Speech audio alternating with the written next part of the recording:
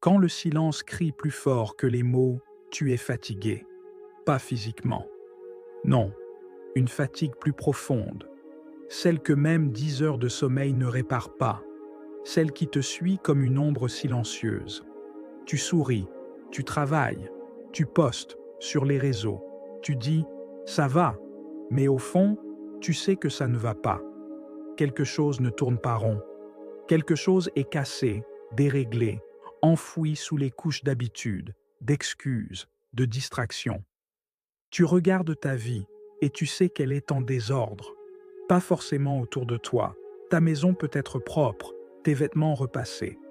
Mais en toi, c'est un capharnaüm émotionnel. Il y a trop de choses que tu laisses aller, trop de décisions que tu repousses, trop de compromis que tu fais avec ta paix intérieure.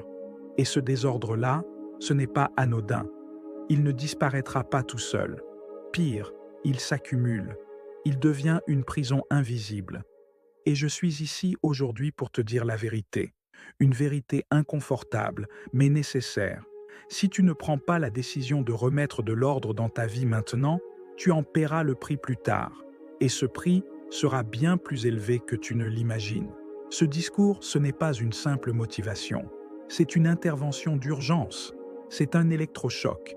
C'est l'appel d'un coach qui a vu trop de gens tomber, sombrer, s'éteindre à petit feu parce qu'ils ont laissé le désordre s'infiltrer dans chaque recoin de leur existence. Alors, écoute-moi. Reste avec moi jusqu'au bout. Je vais te prendre par la main, te guider, te bousculer, t'élever. Et surtout, je vais t'aider à reprendre le pouvoir. Parce que tu le peux, et parce que tu n'as plus le droit d'attendre. Le diagnostic. Quand la vie déraille en silence. Le désordre est un caméléon. Tu sais, le désordre ne se manifeste pas toujours par du chaos visible. Il peut être discret, raffiné, trompeur. Il peut prendre la forme d'une routine bien huilée, mais vide de sens. D'un agenda surchargé, mais sans but réel. D'un couple sans amour, mais fonctionnel. D'un emploi stable, mais étouffant. Le désordre, c'est tout ce que tu tolères sans poser de questions. C'est tout ce que tu laisses survivre alors que ça aurait dû mourir depuis longtemps. Les symptômes qui ne trompent pas. Voici quelques signaux que ta vie manque d'ordre. Tu ressens une fatigue émotionnelle constante. Tu as du mal à te concentrer ou à terminer ce que tu commences. Tu évites les vrais problèmes en te réfugiant dans les distractions. Réseau, nourriture, relations superficielles. Tu sens que tu n'évolues plus, que tu stagnes. Tu n'as plus d'enthousiasme le matin. Juste un soupir. Le code silencieux du désordre. Chaque jour que tu passes sans remettre de l'ordre est un jour de plus où tu t'éloignes de qui tu es vraiment. Le désordre te vole, ta paix, ton énergie, ta clarté, tes relations, ta santé mentale, et à long terme, il détruit ta capacité à rêver, à oser, à créer.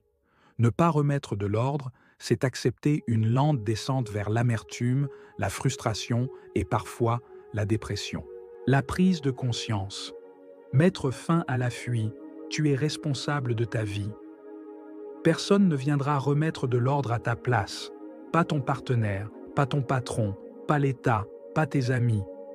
La seule personne qui peut faire ce travail, c'est toi.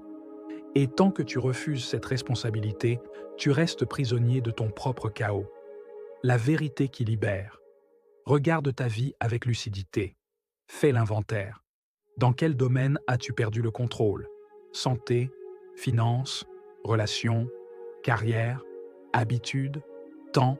Sois brutalement honnête.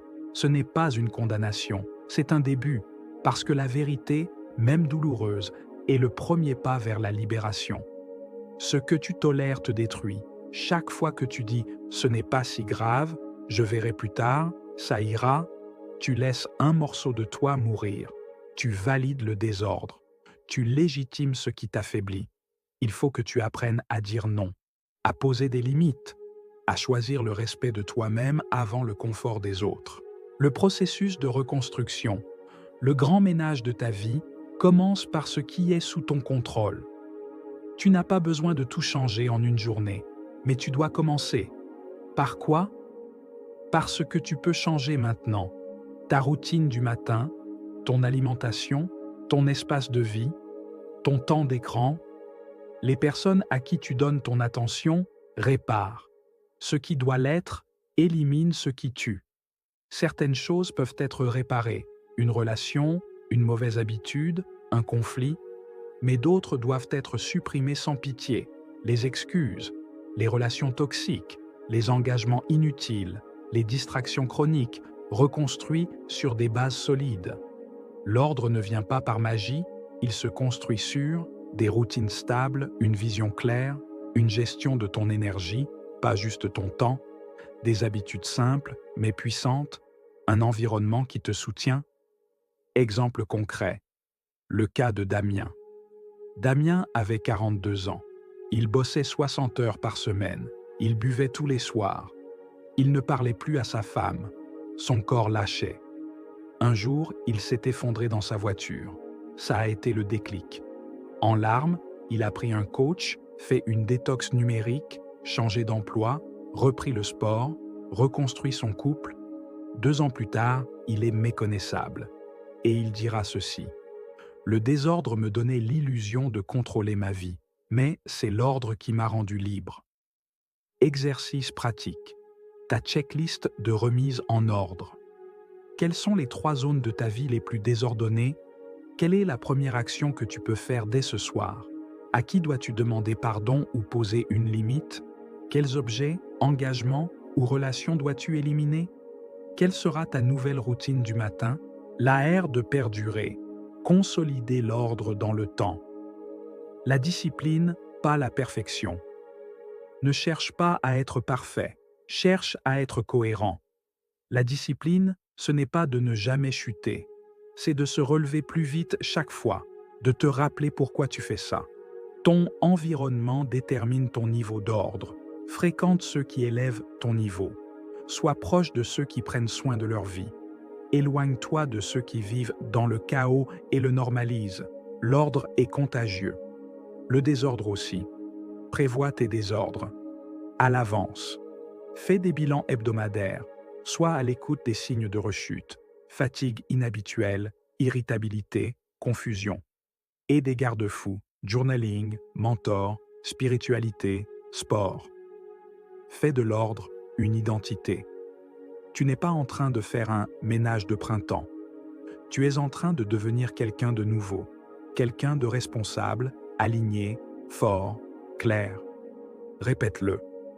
Je suis une personne disciplinée. Je suis une personne en paix. Je suis une personne qui s'honore. Conclusion. Il est temps. Maintenant. Je ne vais pas te mentir. Ce ne sera pas facile.